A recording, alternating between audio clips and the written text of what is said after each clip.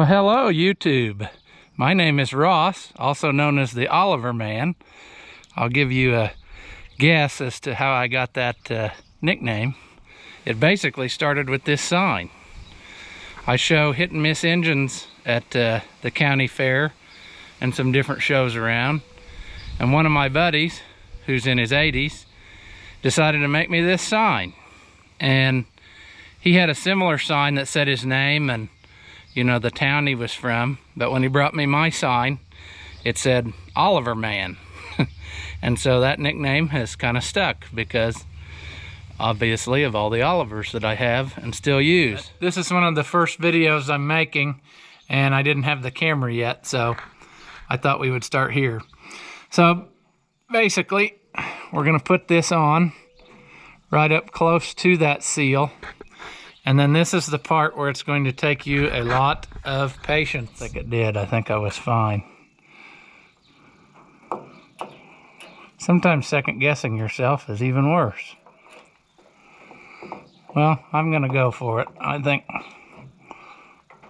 maybe you can see that line moving around now where I'm engaging the slot into the back part in the pump there. I should have showed you that earlier, but got it all put back together. Somewhere in the process of taking it apart, I dropped one of my return lines, so I spent some time looking for that. But we got it back together, and it runs even better than when I overhauled it and we put it together the first time. So I'll let you hear what it sounds like. Idle smooth, no miss. Give it some of the good stuff here. How dare you!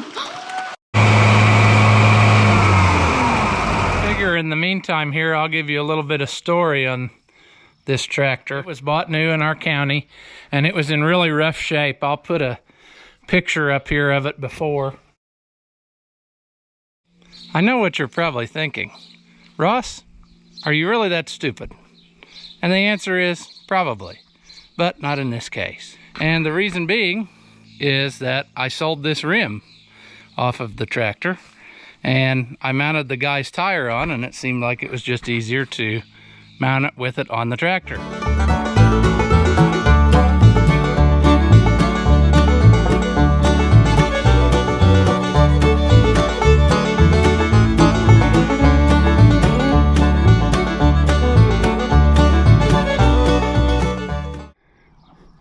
Hello YouTube, my name is Ross, the Oliver Man, and today I thought we would talk a little bit about the Oliver side delivery rakes.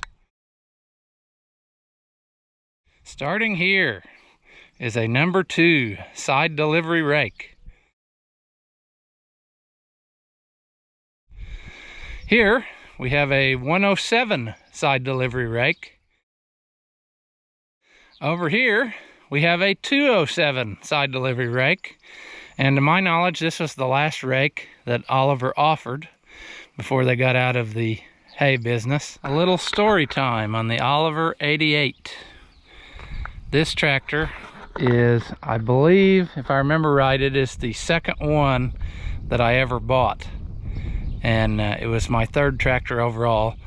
I'll tell you a story about the other two later on, but the second tractor I bought, I actually traded for it a guy. I already had my 77, and I had got another 77 that was sitting on a property of a guy that we were doing hay for, and we ended up buying it and brought it home, and it was in rough shape. Well, I found out that it was the tractor that the neighbor's dad had bought new, so he wanted it back.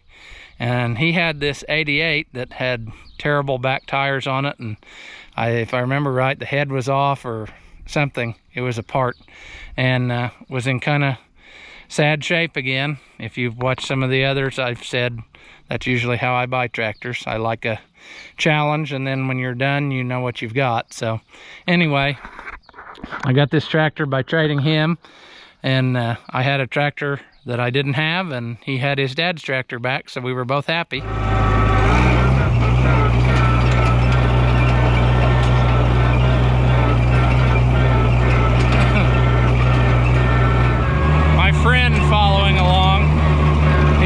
us about every lap anywhere I go, but that's good. He's watching out for things.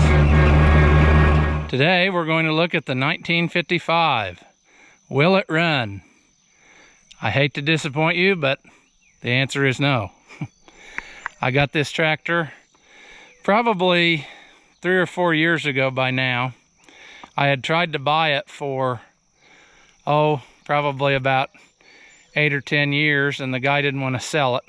I saw it sitting alongside the road during a tractor drive at a shop to be worked on, and I got a hold of the owner and he didn't want to sell it yet. And so finally, just a few years ago, he called me and he said, I think I'm ready to sell it. So I went to look at it, and I walked up over here to the engine oil, and when I pulled it out, antifreeze started gushing out at me. And so that's a sad story. That usually means that your motor is junk. And I'm pretty sure that this one is. What I've done is I have filled it full of diesel fuel to try to help loosen some stuff up, and I've kept up on that. So I thought it would be probably a good time to get started and just see how bad this is going to be. The 1755. It seems to have lost a little weight.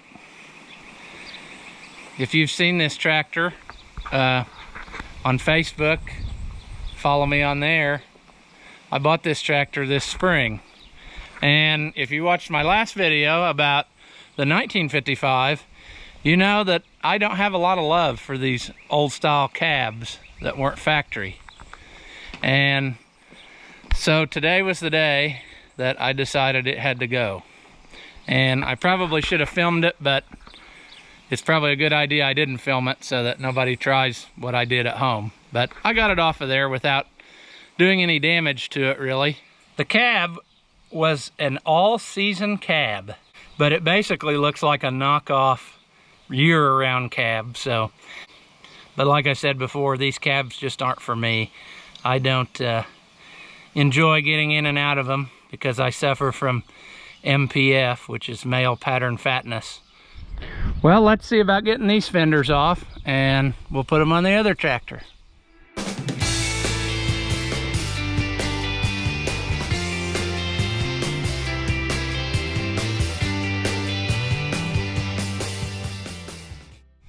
Well, as you can see, it's pretty tight in there. And this is a problem because of the MPF again.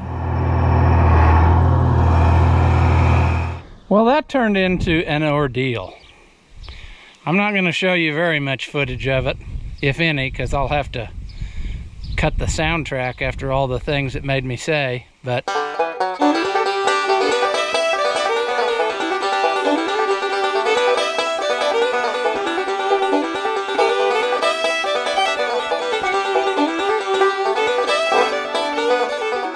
I think we're going to call that done. I think it looks pretty good with the fenders on. Well, I got a little more progress done on this tractor.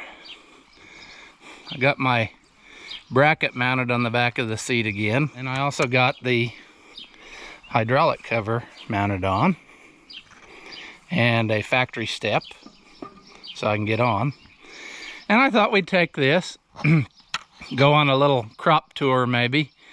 I'm gonna go check out some corn I've got over here, and then my cousin's bringing his 8900 white, and we're gonna check on combining some wheat. I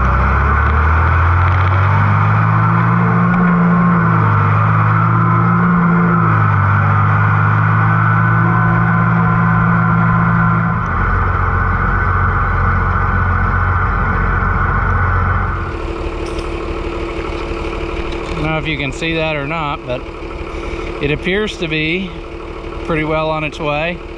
We'll run a little bit and test it and see how wet it is.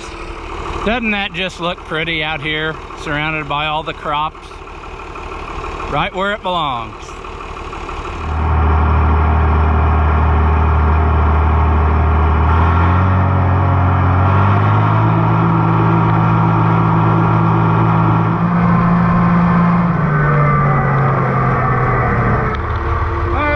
like they rutted it up a little bit, but that's to be expected.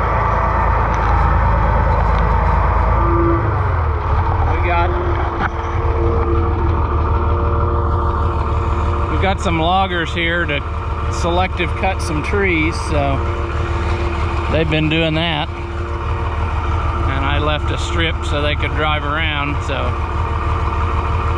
that's good. They're not disturbing as much as I thought maybe they would.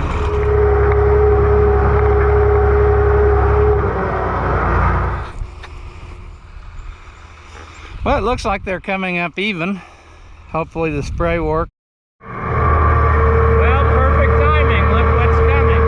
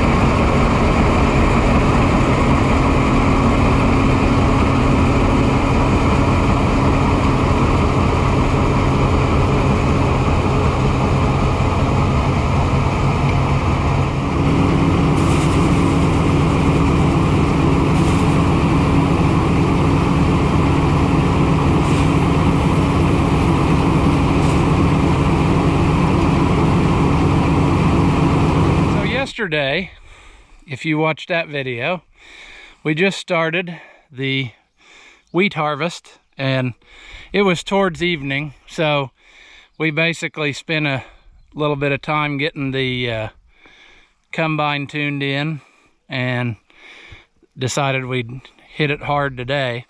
So before he gets back here and starts combining again, I'm going to try to bale some of the straw and get it up out of the way. I'm working by myself, so it's going to take a little while, and it's a nice sunny and 140 degrees today, so just a good day to do any baling.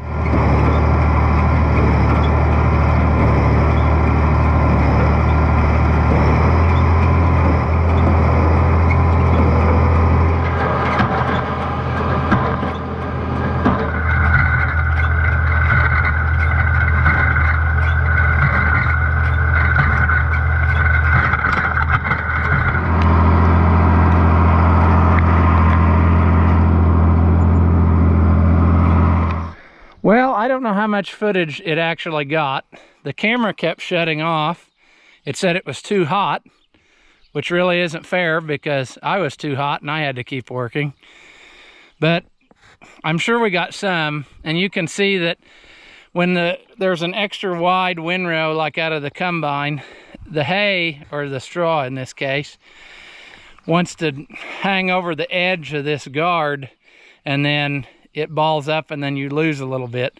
And I'm not real happy with that. So I'm gonna take the Super 88 and the 107 rake, and we're gonna rake these windrows and try to make them a little bit more narrow so that it feeds in better.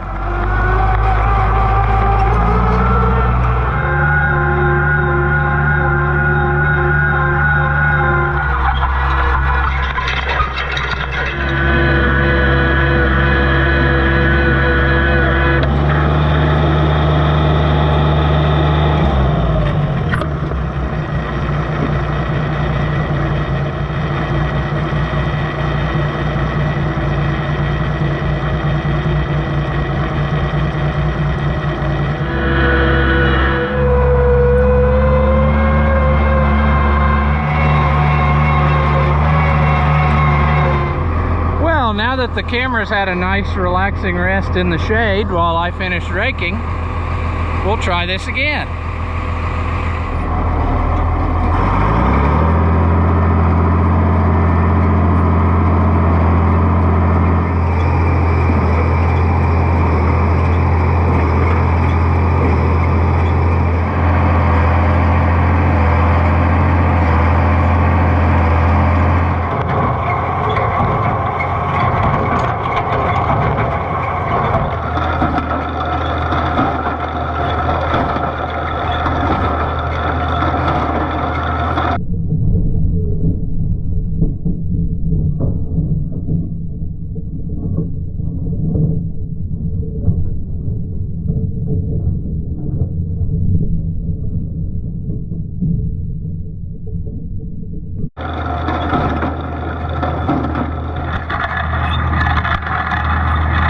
The 4180, also known as Mighty Whitey. I got it out today so that we can work up this, what was the wheat field that we got out over the weekend. And I will try to mount you along and you can watch some of this in action. 272 disc, 30 foot. A little bit much for this tractor, but it was cheap, and that's the name of the game here.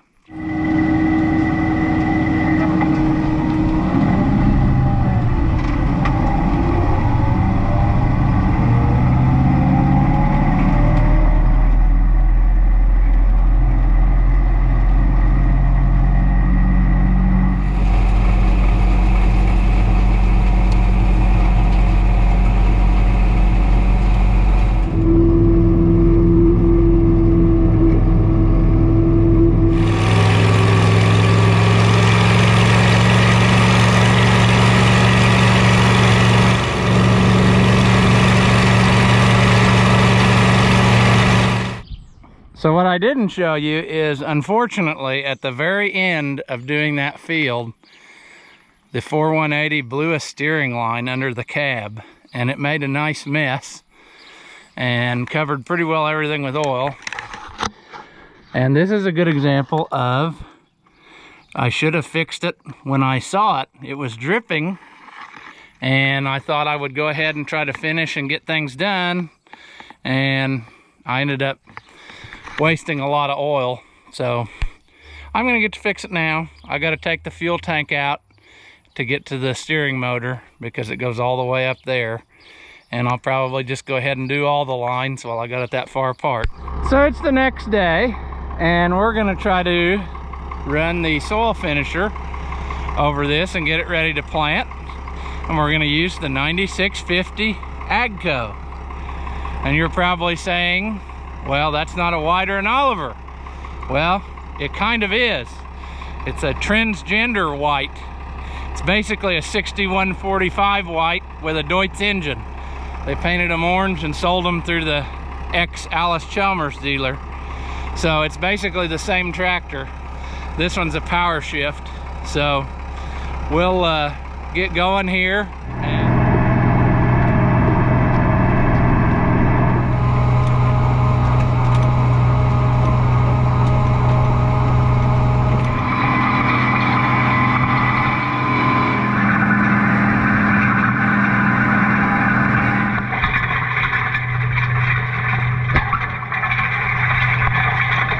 we have our nice level seed bed, ready for some double crop soybeans. Well, we're back out here and ready to plant some double crop soybeans. And I thought we would use the 1755 since I haven't really had a chance to do any real field work with it yet. And we've got the 600 series Alice Chalmers planter with 74 units on it.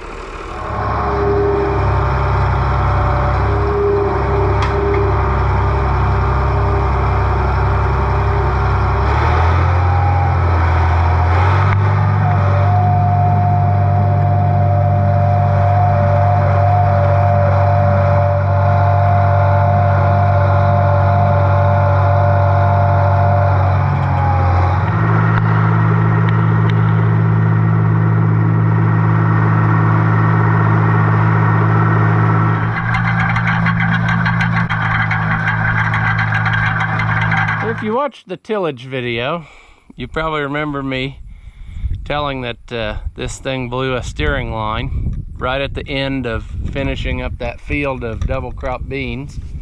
So I made it this far under the tree, and this is just as good a spot of any, I guess, to work on it, because I don't want to waste any more hydraulic fluid trying to move it around. So I guess we'll get started.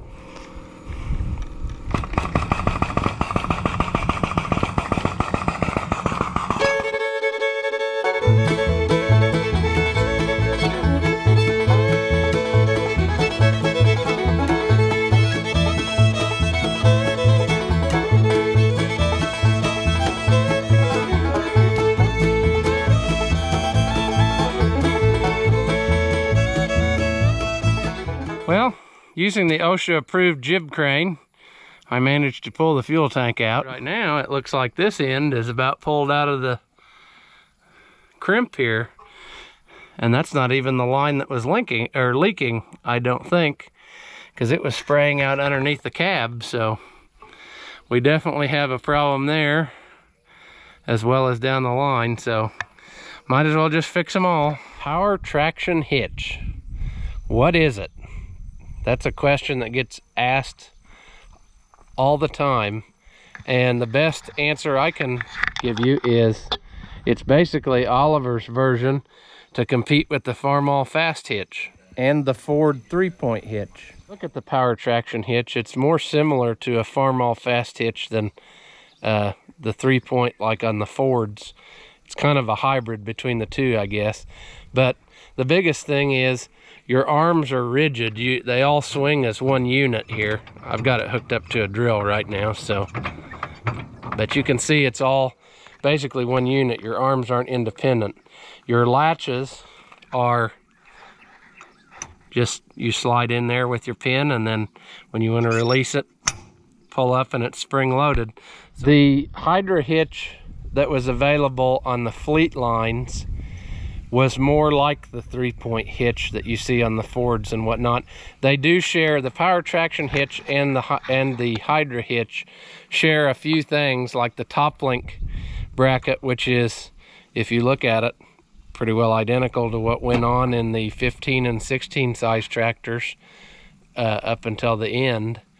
People say, you know, can I put a power traction hitch on a Super 88? No, you can't, because they changed the rear end casting to accommodate this hitch, because it bolts up under there in different places that there was no holes on the Super Series tractor. So I guess the short answer of it is you can put a Hydra hitch on any of them, but you can't put a power traction hitch on anything but a 770 or an 880. I've really grown to love the power traction hitch, just for the simple fact that you can pick up and move things. Like this drill, I wanted to move it out of the way, and you don't even have to tie the jack up. You can just pick it up and go. For years I would do this kind of stuff, like when you wanted to move equipment and things with a little Ford, and I had a drawbar that went in it, but this will lift just so much more, and the tractor is so much more. You know, we would always put a ball on the 3-point and move trailers and stuff, like when we loaded hogs. This would have been so much better, because this tractor is worlds more than an 8-in Ford Well, this is another tractor here that's not an Oliver, and you probably wonder what the deal is with that. Well, this actually was my first tractor. It belonged to my great-grandpa, and anyway, it sat in the barn where I grew up.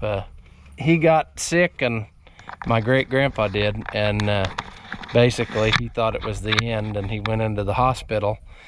And he called me in one day before school to the hospital, and he said, "I want to see you."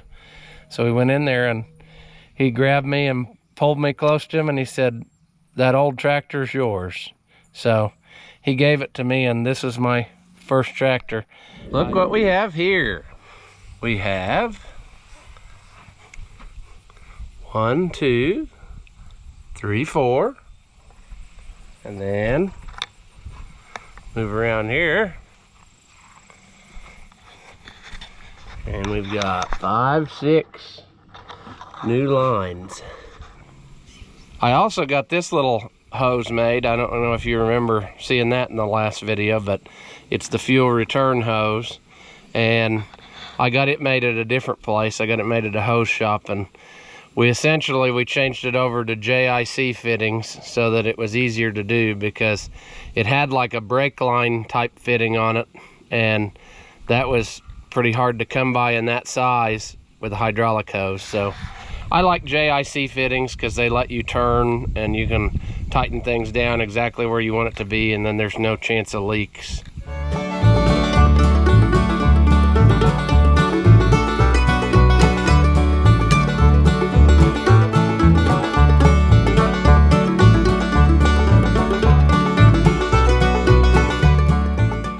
Well, you can see I got those all tightened up, and you probably saw me use the offset wrenches I talked about in the last video.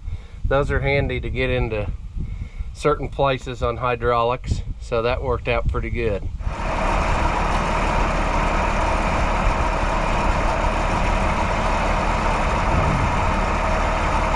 Here we are at my favorite place, the Jackson County Fair.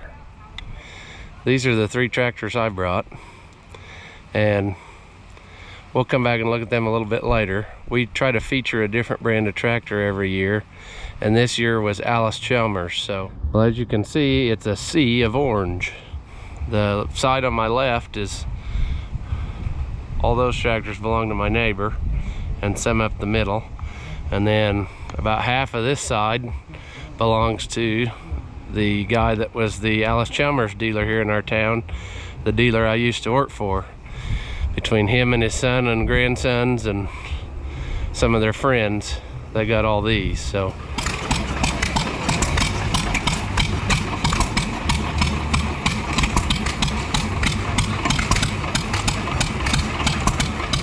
it's been a little bit. Things got kind of busy when school started, and I haven't had a chance to make any videos. I figured today I'd just kind of put together a random assortment of stuff, different things I got going on. I still got tractors out from the fair and haven't got them all put away yet, so that's what this is right here.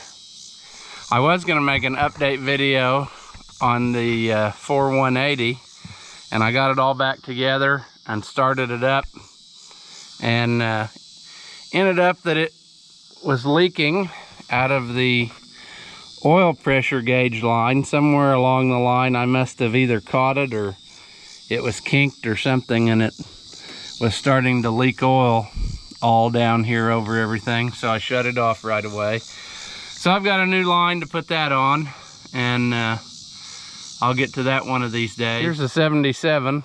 I haven't really done much with it since I got the new rim mounted on again.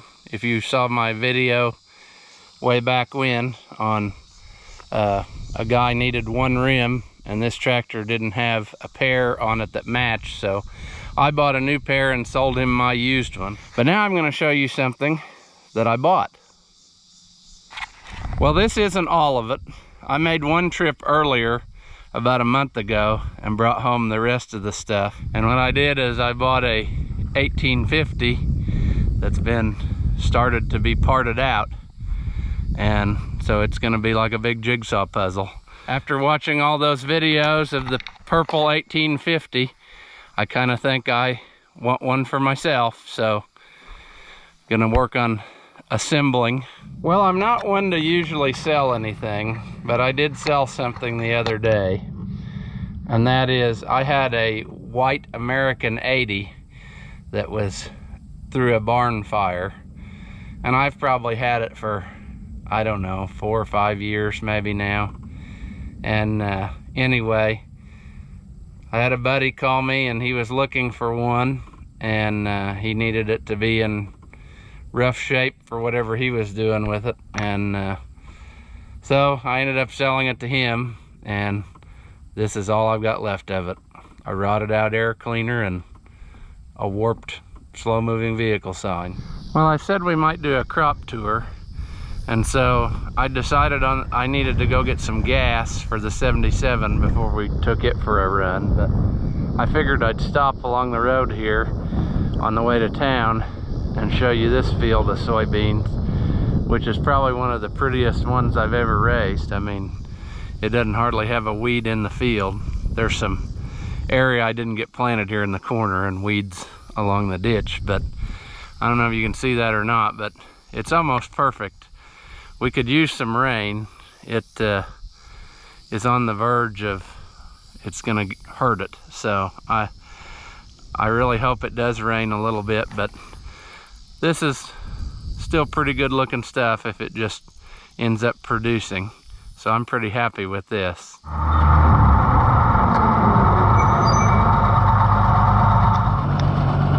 So these are double crop beans that were planted on about, well, there's a video about it, I think like the 5th of July.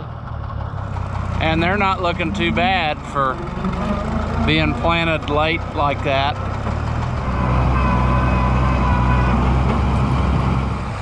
Well, it was looking pretty good until about the week of our fair. And then I had trouble with this water hemp and stuff. So it's just enough in there that I kind of feel like it's not worth going in to spray because it's so late in the season, and I think I'd run down more than what it's gonna cost me. I mean, you can see it's not everywhere, it's just little bits here and there. Down in this valley where it gets kind of wet, there's more of it. But anyway, you look down at these beans, I don't know if you can tell or not, but they're about waist high. That's pretty good. So, like I said though, time will tell. It's all in what goes in the combine. Looks don't really mean much. This is the first tractor that I actually bought. My first tractor was that Ford that my great-grandpa gave me, but this one is the first one I actually bought and paid for with my own money. I used the money that I got from the 4-H auction selling a hog and bought this. It was last time we went and checked on some of the crops, and there's a lot of weeds around the edges of the field and whatnot, and I couldn't really stand that. So today we're going to go back and try to mow down some of that stuff that we can get to, and hopefully it'll look a little bit better.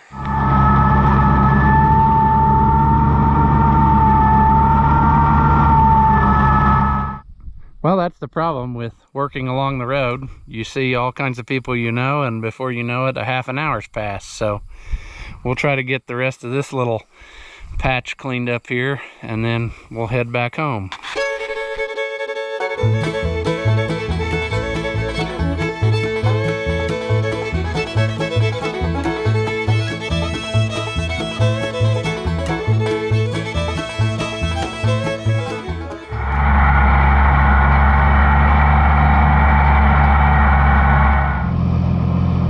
This is that bean field I showed you first the other day that I think is about the best I've ever done, at least looks wise. We'll find out. And it did rain after that last video, so I think they're in pretty good shape right now. Hopefully we'll get a little more this weekend and really fill them out.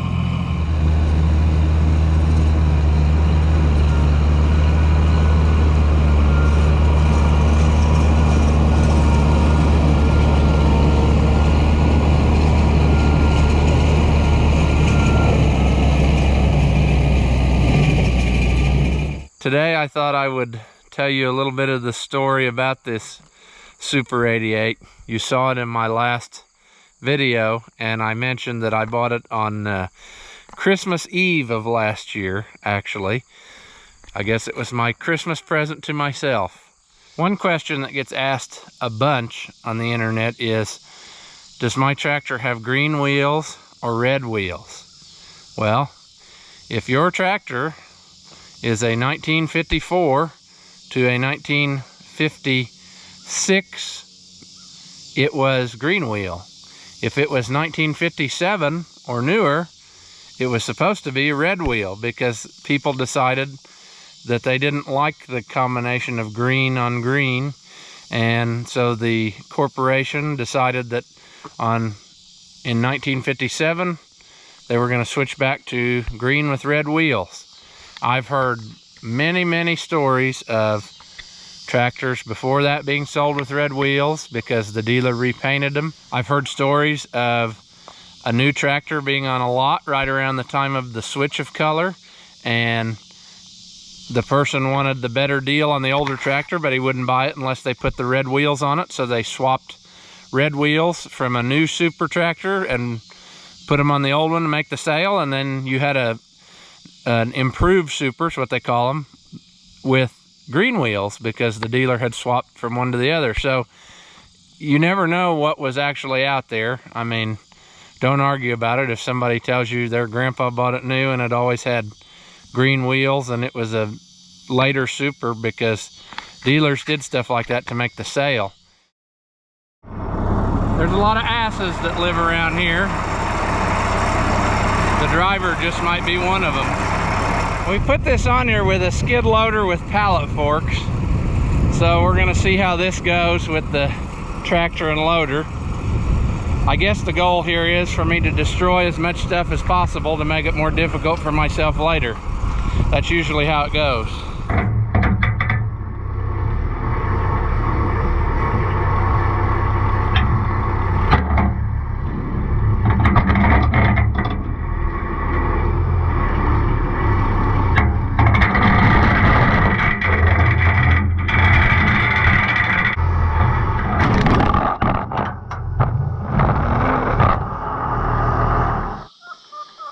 Well, unfortunately, the stupidity epidemic struck here, and I forgot to chain the front.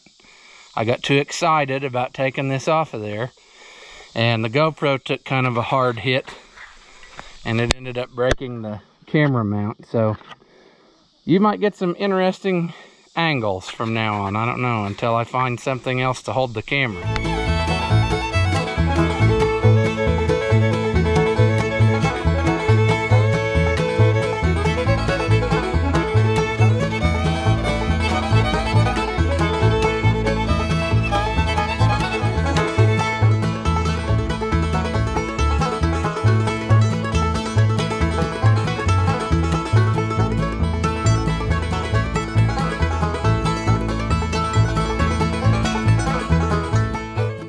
Tomorrow we'll work on trying to get it up on 4 wheels. And welcome back to the channel, where you get to see a slightly obese white man in his mid-30s do things that OSHA would frown upon. When I last left you yesterday, this was sitting on the ground. And last night I decided to move the wheels up here, and then one thing led to another, and I got it this far and didn't get any footage of it.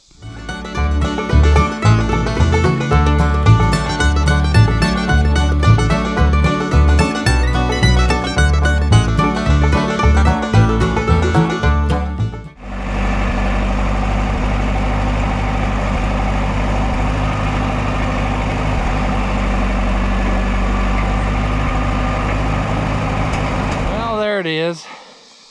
Again, it wasn't the most graceful, but it worked. Well, as promised, here we are back on 4 wheels. So we're headed in the right direction.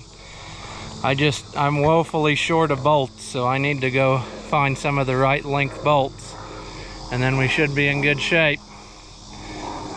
I forgot to mention today's episode is sponsored by the Handyman Jack. If you're not afraid of death, the Handyman Jack might be the tool for you. The 356 mower. This was one of two offerings in Oliver's modern line of 3-point mounted mowers. The other was the 351. And with the advent of these tractors with an actual integrated 3-point hitch, they needed more tools that would fit on it, and one of them that people wanted was this 3-point mower.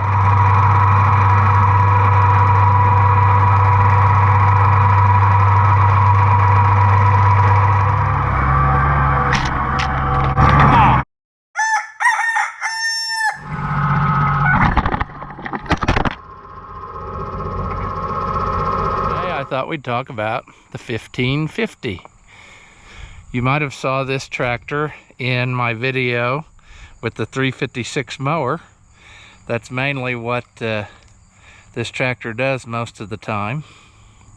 The Oliver 1550 was Oliver's replacement for the 770. I got this tractor on a partial trade for doing some work for a guy. And like I said before, I take Oliver's as currency. I do like getting paid with Oliver stuff. So he had acquired this tractor from the guy's family who had bought it new, and it was just sitting in the shed and hadn't been used for several years. And so when I got it, it didn't run. I can put some pictures in it of what it looked like when I got it. Well, for today's topic, I thought we would talk about some of the electrical system components on the Oliver tractor, specifically the alternators. And for that, we're going to go over to a different tractor. If you follow me on Facebook, you might recall that I got this tractor back in May, I believe it was. I can put some pictures in of how it looked when I first brought it home. It had a cab on it, and I took that off in one of the other videos. And our problem with it today is that it is not keeping the batteries charged, which is really a sad story because I put 2 brand new batteries in it probably in about June, and it's got to the point now where they won't start the tractor. So I thought it would be a good time to talk about charging systems, and we're going to swap out the alternator and regulator on this tractor, and hopefully it'll be charging the battery correctly, and I don't have to jump it every time I need to use it. This is some type of a mini Chinesium alternator that I got off of the electronic bay, and I really like this thing. It fits right in there, and you have room to spare between it and the side. I don't know if I can show you without the sun shining on it or not, but you've got plenty of room to close the curtain without worrying about it. Oops, got the fuel stop out. Here we go. And right away it's charging. Back it off and it drops a little bit. It's charging a lot right now because those batteries are way low, so that's a lot more than it was doing, so I think we're in good shape. Well, it's that time of year again. Let's take this 1755 in the wagon out there and see what we can find.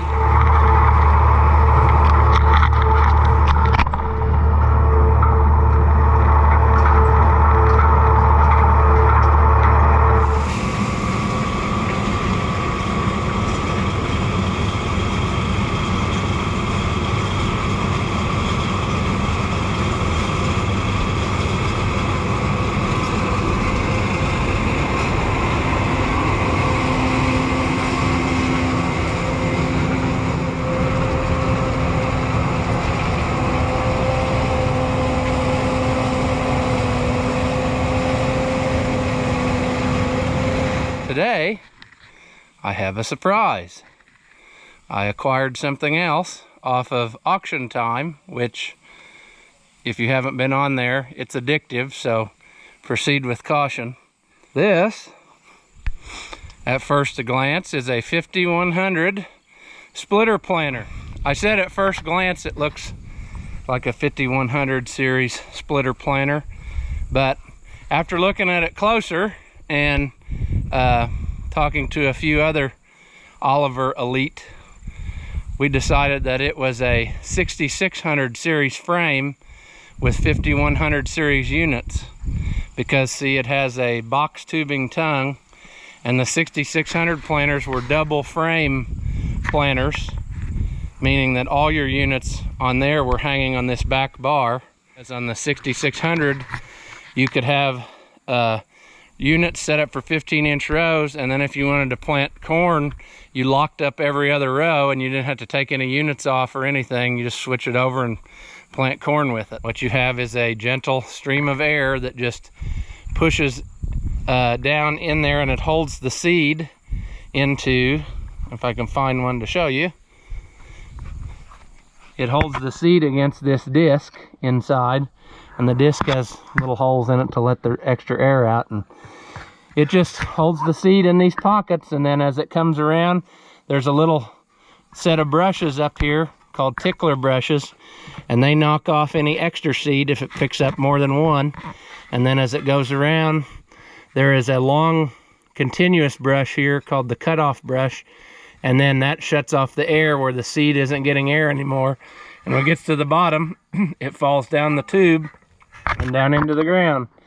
And they are very, very accurate with dropping seed at the same distance and everything, and that's what the advantage is over an air planter versus a old plate planter. And I haven't made a video in a little while because, as you'll see in a minute, I've been busy hauling in more treasures. So in the last video, I was showing you this 5100 planter that I bought, and in that video I got to talking about how this was not the first air planter that Oliver made, or White, and the first was actually the 5400 Plant Air.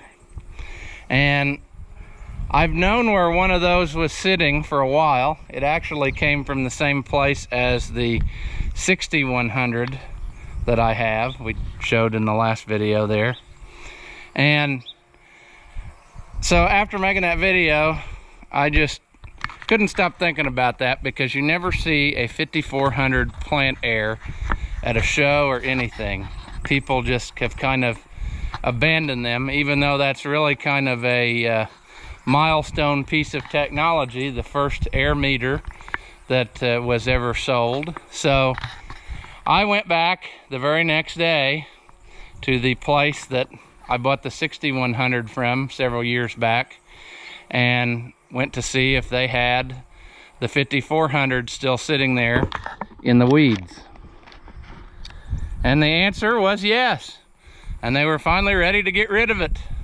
So I acquired it and brought it home, and I've tinkered with it a little bit, and I got all the blowers working. So it is theoretically possible that it will plant again. I don't know that I'll ever really do much with it, but it's a neat piece to have. So let's go look at some of the other stuff that I got. This is a 374 3-point mounted cultivator, and it came from the same place as the Plant Air. And he has something else that I really wanted for years, and that is a 105 rake. And I've tried every time I go there to buy this 105 rake, and he says he still uses it and he doesn't want to sell it and whatever.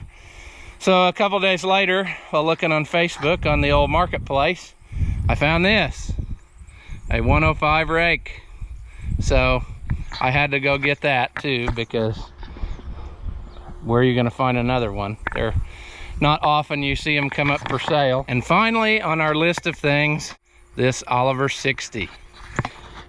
A guy who lives next to my dad, his father had this. Anyway, he called me up and wondered if I was interested, and I really wasn't that interested at first, but he called me back several weeks later, and the deal got just too good to pass up. So I thought, here it has to come live with me. Okay, I'm having some electrical difficulties here, but we're going to use jumper cables and see if we can get it to run. I can't get the push button to crank it, so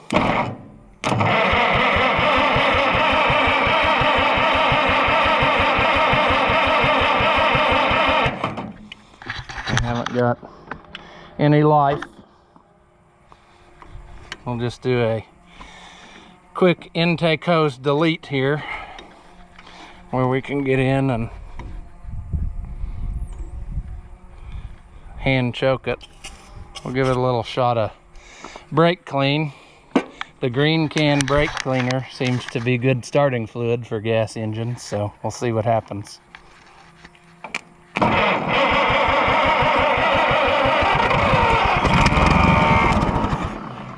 Almost.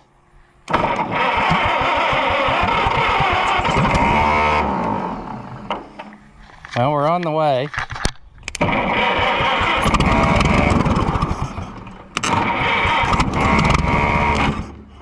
Well, that's enough proof of concept to know that I need to hook it up correctly so that we can actually accomplish something. And it looks like it's got oil pressure because I didn't get my tube crimped shut enough and it's puking oil all over everything, so that's a good sign. So I think we will get some more parts here and get it hooked up better, and then we will try it again. Here we are back from the auto parts store and the implement dealer, and I think I got enough stuff to make a better attempt at running this time. I think we're ready to give it a try. I haven't been back to town yet this morning to get the switch that I ordered and that other stuff I need to go get anyway. So for now, we're just going to use my little rigged wire again and use it as our ignition. And that way, if something goes wrong, we can just wedge it out of there. Oh, look at that. Barely even a touch. And it's running. I'm impressed. We now have another running tractor. Anyway, I'm happy for now that it at least runs. And once we get that stuff put on where we can operate it from the seat, then we'll try to move it backwards and forwards and make sure that we have a tractor that'll move. And then might start looking for some steel wheels.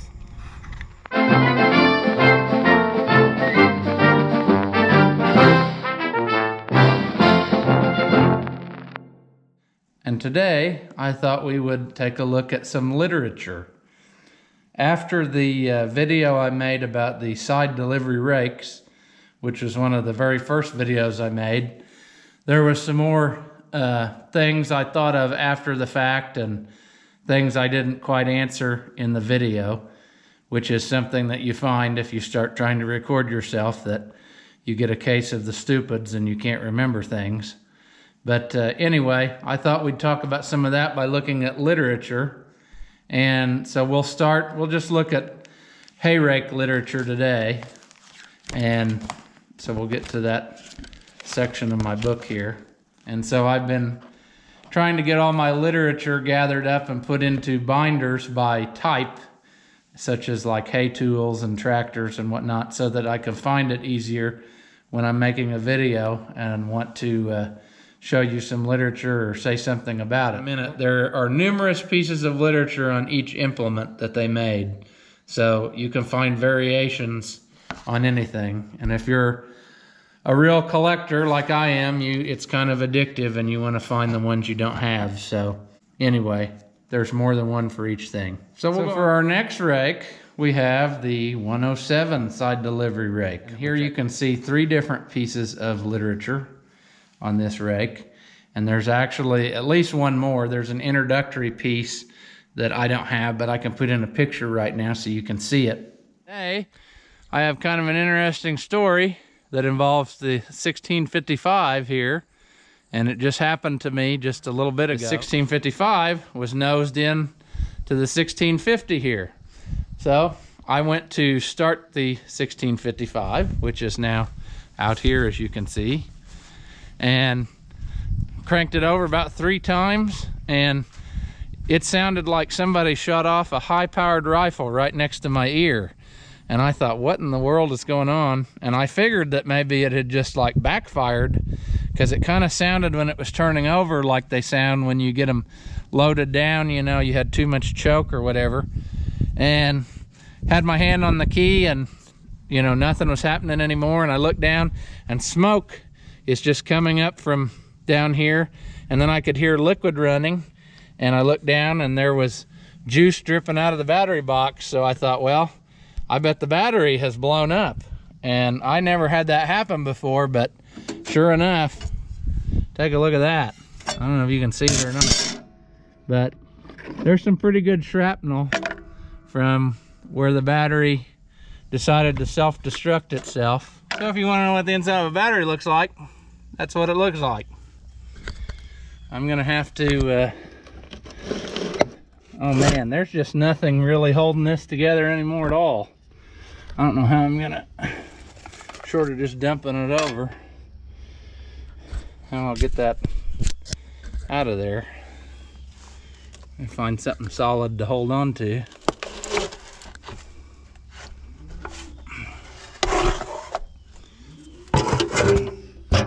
Need to wash that out so it doesn't rot out my battery box. But there's more plastic pieces, which I'm using the OSHA approved method of just handling this battery acid with my bare hands. I'm sure that's good. There's another piece. I think I can find the piece of shrapnel that's got the date on it anymore. There's your problem. Today I thought we'd talk about Oliver wagons, since it's the end of harvest time here, and I've got several different types of wagon gears, and we'll go around and look at them now. I guess I'll start with this one. This is a 650 running gear, and it is on a factory, with a factory 727 flare wagon box on it. You can see the original decal there. Well, it's hard to see in here, but this is a 391 gear. This is probably the first Oliver wagon I bought, just the gear at a sale. And anyway, it's become a flat surface to hold things, so you probably can't see it in here very good, but that's what it is. This is a 421 running gear. Well, this is a 760 running gear, and this is probably the nicest original running gear I have. I didn't have the heart to paint over it, but I did paint the rims and areas where it looked like it needed some help. But if you look back here, it's the tag, and it's even still got some nice pinstriping on it, so I left that for now to kind of remember the past. Here we have a 5024 wagon gear, and let's see if it's still got the tag on it. It did when I bought it. Yeah, there you go. And this wagon had this J&M box on it when I got it. It used to have the stickers on it that said Oliver still. There you can see the number sticker, but they've wore off, and so I need to take this apart and do some work to it and repaint it. This really is too light of a gear for gravity wagon service. It, if you can see, it's rough on the tie rods, and on some of my other wagons I've come up with a solution for that, which you'll see in a minute. But here, hooked up to the 1755, is a pair of 5026 running gears with 5170 Oliver grain boxes. Anyway, I always thought it'd be neat to have a pair of these 5170 wagons and maybe pull a load of corn or something to the elevator with the 55 series tractor. This is the wagon that I did my steering experiment on, and I'm very happy with it. I figured out a way to use the tie rods off of the 4-digit tractors and eliminate that rod with the cast ends. And this has proved to be a lot stronger steering setup. And I really like it now with this and with these 11L15 tires. And today we're gonna try to finish up corn harvest. So I got my cousin out there in the white 8900, and he's combining, and I'm gonna take him some wagons. Pretty neat. 2 Oliver wagons, a 55 series tractor, and a 8900 combine. So hopefully after a while we'll get some action shots.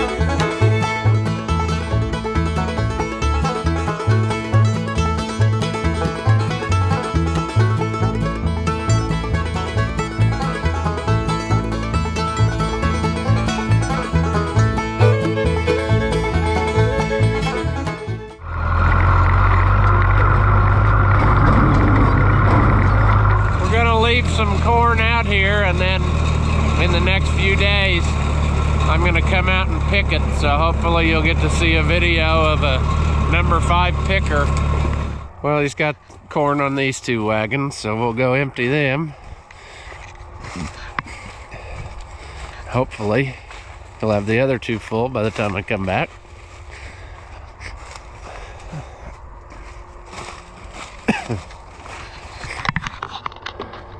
Nice and covered with corn flakes here.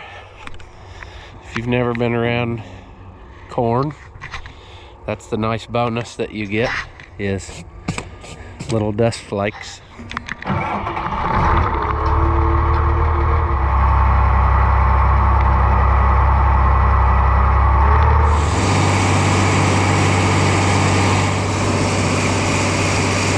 I think the graphite paint has really helped these wagons. It pretty well empties all the way out now that the paint has gotten worn in a little bit. So we can watch this wagon empty and see how good it does.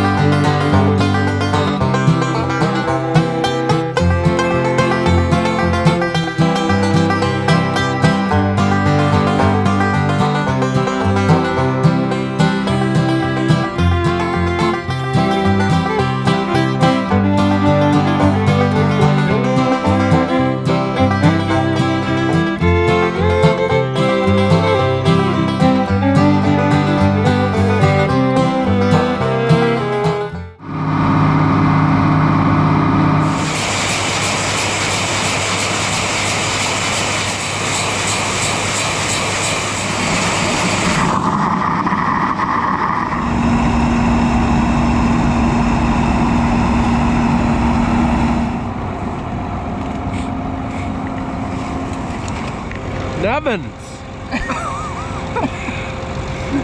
I'm running after here, you ought to see him go in. Yeah, well, that's fine.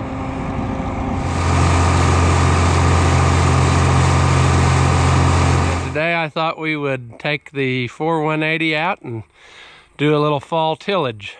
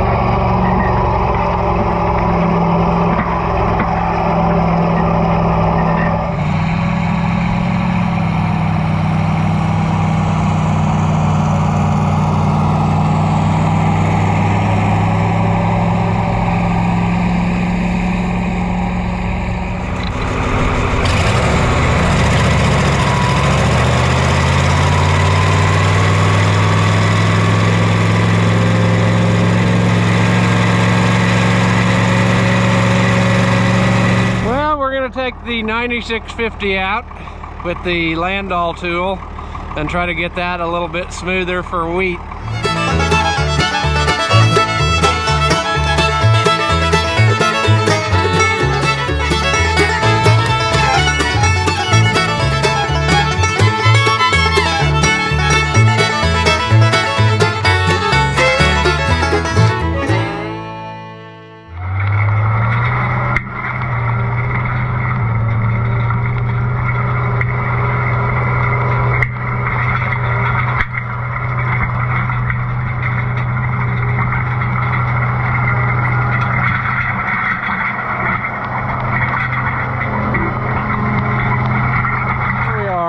Try this, but based on how stuff's been going, I don't think I'm gonna have very good time.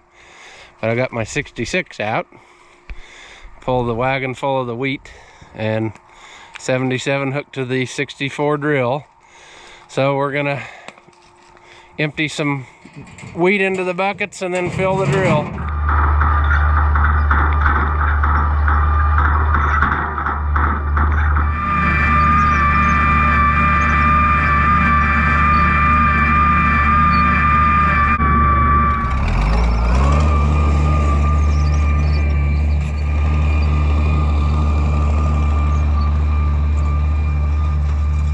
To use the 88 and the number 5 picker and hopefully finish up our corn harvest.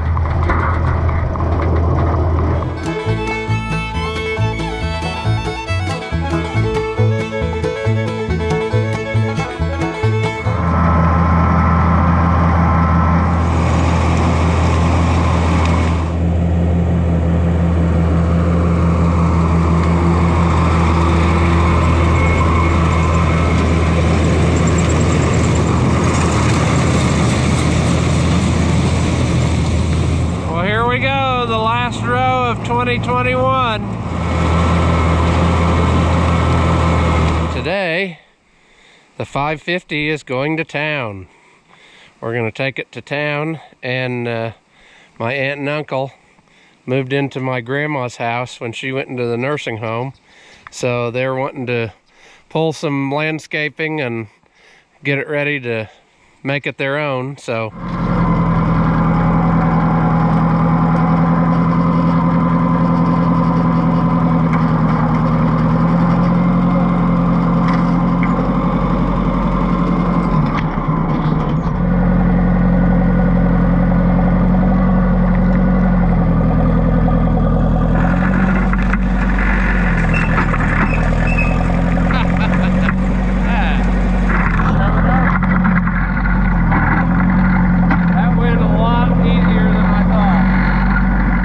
thought we'd start things off a little crappy. And we'll talk about this manure spreader that I just got on Saturday at a consignment sale.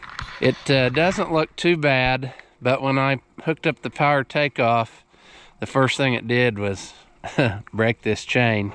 So I got to looking at it, and the gearbox seems fine. I think I need to work on getting some of the linkage unstuck. It doesn't seem to be declutching anything. But the biggest problem why it broke the chain is, upon closer inspection, this bearing is out in this beater here. So we're going to take that apart and see about getting a different bearing. Well, here we are back at the spreader, and amazingly enough, they had the bearing we needed on hand. So I'm going to try to clean up the shaft a little bit, and then we will try to put this on and see how it turns out. Well, it's the next day. I ran out of daylight, and more importantly, I ran out of patience. So it was time to walk away. But I think I got this figured out where it'll fit on there. I did end up getting, with a little bit of heat, I got these back bearings free. That one was locked up, but I got it greased and got them where they'll turn. So I think for now I'll just leave them. There we go. So as you can tell, some time has passed. I quit filming this, probably it's been maybe 2 days ago now, and this thing is just getting more frustrating by the minute. So I needed a little bit without worrying about the camera to actually make some progress on it. So I'll show you what I've done so far. I got all this put back together, all new bearings in both the back one and this one on the front. I got a new chain put in there. If you can see that or not, probably not. There you go. And so that's in there, probably about 40 bucks worth of chain. And I couldn't leave this all rusty and crusty as I scraped it down to bare metal, so I went ahead and painted the area I was working on. And anyway, got that done, got the linkage adjusted right so the clutch shuts on and off, and then that led to, I wanted to try to run it with the PTO, and of course the power takeoff shaft was stuck up here. So I got that freed up where it telescopes now. And this chain, as you remember, was broken. That was the first thing that broke. So I got it replaced. I had some 2050 on hand and made a new chain for that. And so I can let you see it run now, at least that bottom beater. I don't have the chains on the other side yet.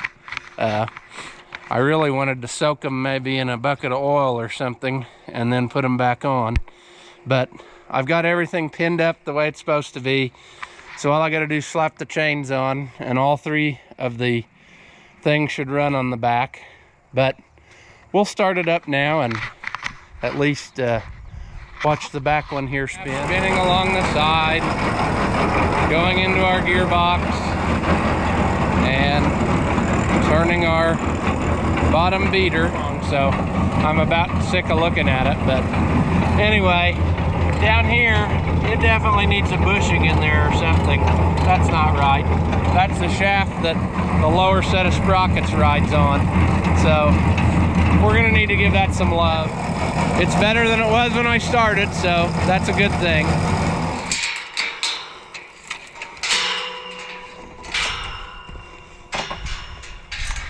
So they'll head out there now and spend the day trying to find something that the combine missed, but there really isn't all that much, so gives them something to do. Like I said before, there's really not much to do as a cow other than eat, sleep, and poop. So here you got 1/3 of the things. Well, today is the day that people have been waiting on, myself included. We are going to try to get these wheels and tires off and hubs and put on these steel wheels. Oh, no way, no way, that's not even possible. Oh, look at that. Check this out. Here I thought we were gonna have a battle ahead of us and a few taps with just my trusty snap-on hammer and I can move this hub.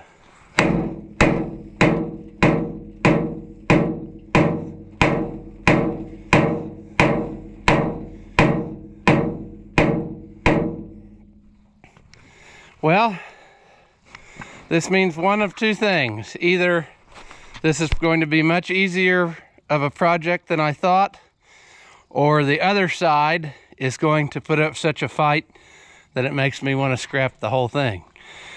So hopefully it said it just is an easy project, but we will soon find out. Well, there we have it, an Oliver 60 on rear steel. And today I thought we'd use the old faithful 1650, and we will do some driveway grading here. I have this, what we call a land plane, which consequently is probably the only piece of equipment I've ever bought new from a dealer.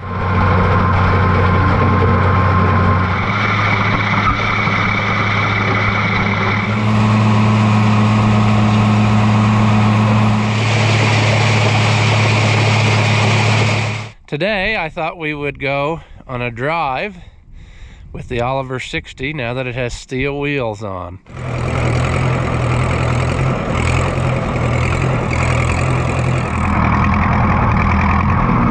Well, at the end of the video, I was going to talk about some stuff it still needs, and it decided that it was going to add one more thing to the list, and that was fix the seat, because the seat fell off. Luckily, I felt it was leaving and I stood up, so I didn't hit the ground.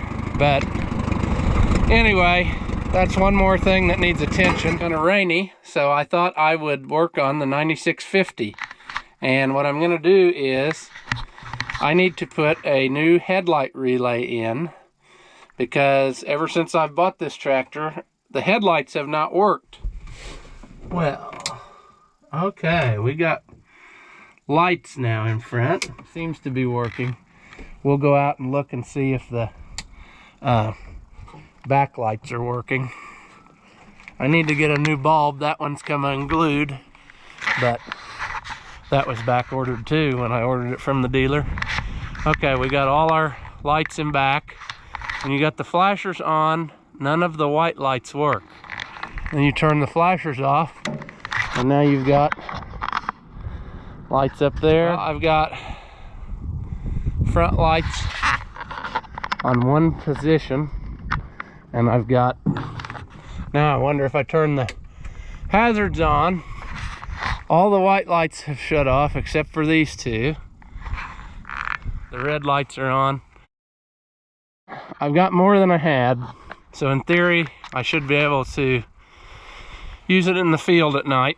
Anyway, if you need relays, you got to go in through this hole in the dash, and they're bolted back up there against the wall. I think my anger has subsided enough that I'm ready to work on this spreader again. Since you last saw it, I ended up painting the wood because it was pretty dry and it needed something done to it. So I figured it would suck up a lot of paint, so I spent some time with a brush and put on different coats of paint to get the wood where it needs to be, and I'll go back afterward and mask that up and then work on the metal. So here we're going to disengage all of this mess because it's not even put together right. This is supposed to have a torsion spring on it holding it in, and so is this little flipper that's not even positioned right. It needs to be up here, and so we'll take this off and see what we accomplish with this. There, now you should be able to see it's bent. A bent shaft on a scrapyard manure spreader. So we got a lot of homework to do before we're ready to put this back together again. If you have noticed in any of my videos, I do a lot with tools, and I really enjoy tools. I could collect tools if nothing else. But I got something new the other day, and I thought we'd try it out today. This is a DeWalt power cleaner. That little rotation action is just enough to get some of that crap off of there. So for instance, let's take it in here and try it on some grease. See what happens. That's actually working better than I thought it would.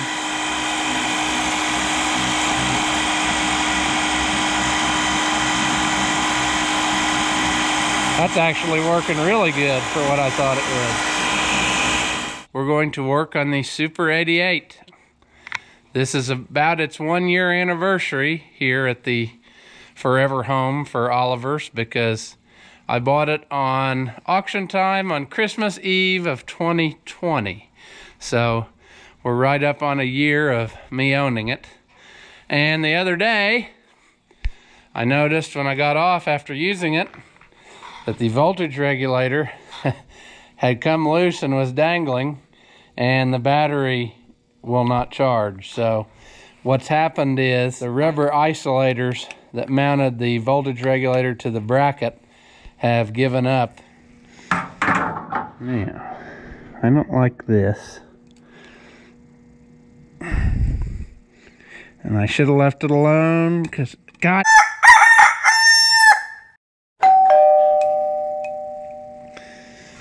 Well, I broke this wire off, so I guess I'll redo this end too.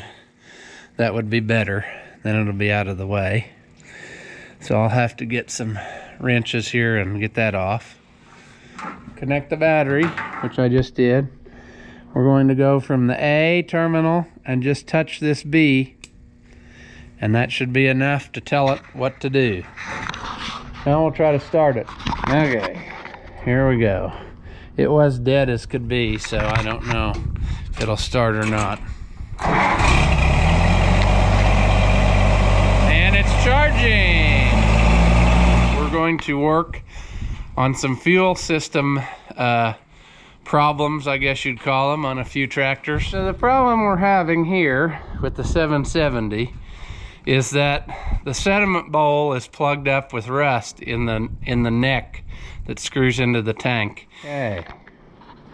So, I don't know if we go out here in the sun, we can see maybe, but that neck is totally plugged with rust and stuff. I don't think I can get a good view on it. Maybe. There you go, you can kind of see some of it. So get you a nice hard surface and then just start by tapping. You can see all the stuff that we just got out of there, and we'll let it fill, and then I'll tighten it up because it's got to get air, but it's running in good and fast, so I would say we are in good shape. We'll give it a try again.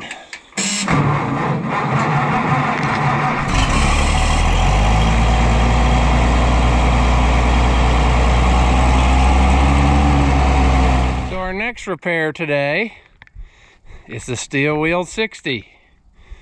After that last video when I drove it and the seat fell off, this is as far as it got before it died. And I think that the same problem that we just fixed on the 770 is probably what's wrong with this one. Well, I dug through my parts stash of used parts and found this one. I tried to peen the handle on the other one and didn't have much success, so I'm going to just swap it out for this one, and hopefully it will seal up. But I'm kind of disappointed I didn't find more trash in the neck of this one, because then I would have known for sure that's where my trouble was. I'll have to go get a battery, because I took the battery out of this and put it back in the other 60 the other day. I'll go get that battery, and then we will try. It's flowing right in there today, so we'll go get the other battery and see if we have a runner here.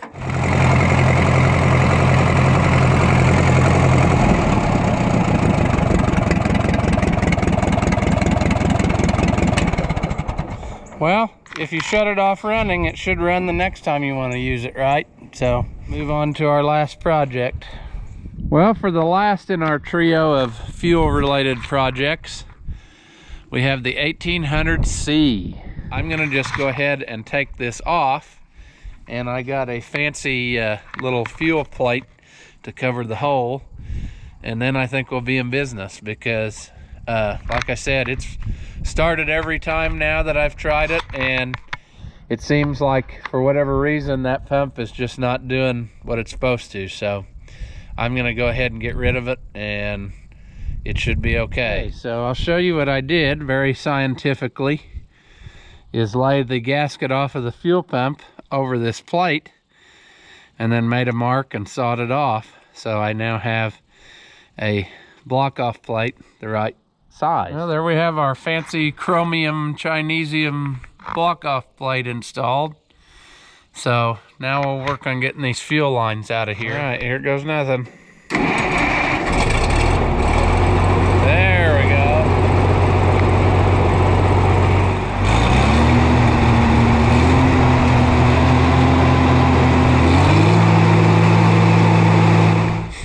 I'd like to have the cab on to spray with, just because some of this stuff I use, I really don't know that I want to wear it because I might start glowing or something. So anyway,